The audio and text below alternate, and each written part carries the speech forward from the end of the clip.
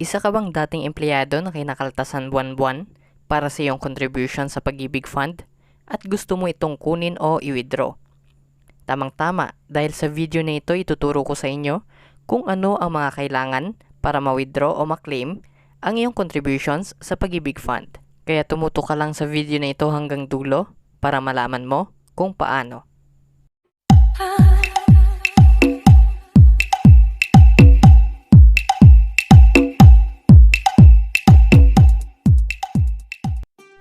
Pwede kaya makuha ang mga naihulog sa Pag-Ibig Fund o yung mga kinaltas sa'yo ng dati mong employer? Ang sagot po ay pwede. Pwede mo po maklaim, narito po ang mga pwedeng dahilan para makuha mo ang iyong contributions sa Pag-Ibig Fund.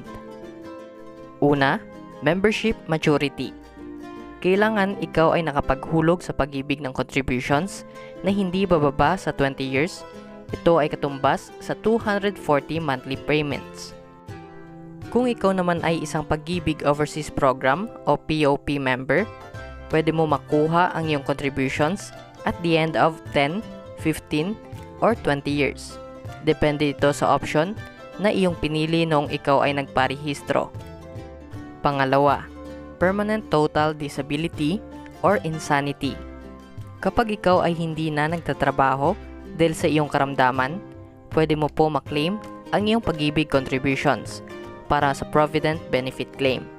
Pero kailangan mo ng doctor's certification para katunayan na ikaw ay hindi nakapagtrabaho dahil sa iyong karamdaman. Panoorin lamang ang video na ito hanggang dulo para malaman mo ang mga requirements para sa pag-file. Pangatlo, separation from service due to health reasons. Kapag ikaw naman ay hindi na makapagtrabaho dahil sa iyong severe health conditions, maaari ka rin po mag-claim para sa iyong Pag-Ibig contributions. Pero kailangan mo rin po ng doctor's certification para sa requirements ng pag-file. Pang-apat, retirement. Kapag ikaw naman ay umabot na sa 65 years old, ikaw ay mapapasailalim sa compulsory retirement para maging eligible para sa pag-claim ng iyong Pag-Ibig contributions. Pwede ka rin po makapag-retire ng mas maaga sa edad na 60 mula sa SSS, GSIS, o government service o sa ilalim ng iyong private employer's retirement plan as long as ikaw ay at least 45 years old.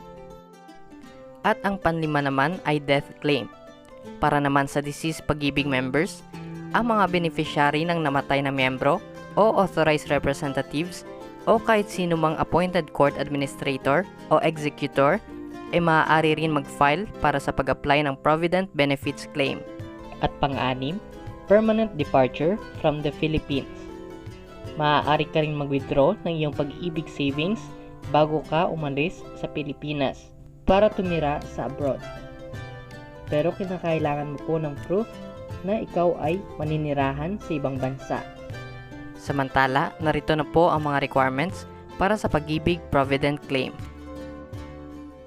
Basic requirements for Pag-Ibig Provident Claim. Filled out application for Provident Benefits, APB Claim Form. Original copy and photocopy of 2 valid IDs, including Pag-Ibig Loyalty Card, if any. For government employees, updated service record. For members who can't claim personally, special power of attorney and 2 valid IDs, each of the member and an authorized representative. Additional requirements for different types of provident claims.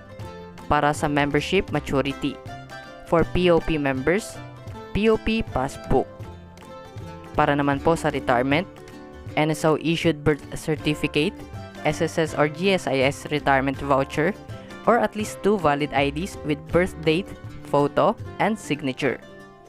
For private employees age 45 above, notarized certificate of early retirement.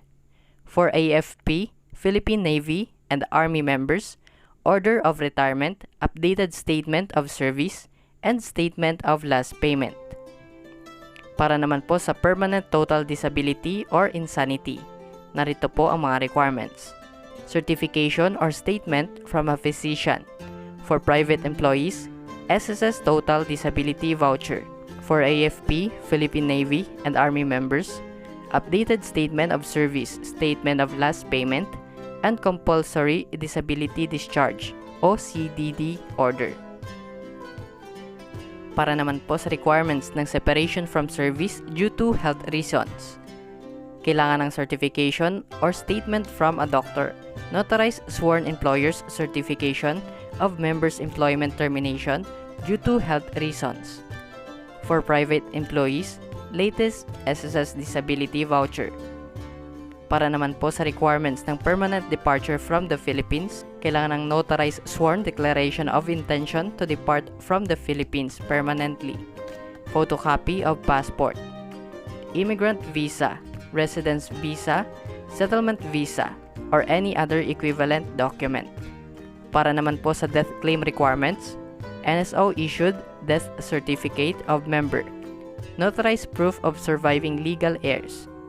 For deceased members with children, NSO issued birth certificate or baptismal, confirmation certificate of all children.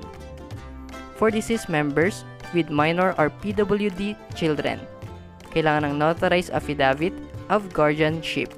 Pag-Ibig also requires the following documents from claimants to prove the relationship with the deceased member. Kailangan ng NSO issued birth certificates of the member and claimant. In the absence of birth certificate, non-availability of birth record from NSO and notarized joint affidavit of two disinterested persons. Certified true copy of the members and claimant's baptismal or confirmation certificate. For single members, kailangan ng certificate of no marriage o CENOMAR. For married members, kailangan ng NSO issued marriage certificate and advisory on marriage. Samantala, narito naman po ang step-by-step process para sa pag-file ng Pag-Ibig Provident Benefits Claim. First step, visit the Pag-Ibig branch where you have a membership record.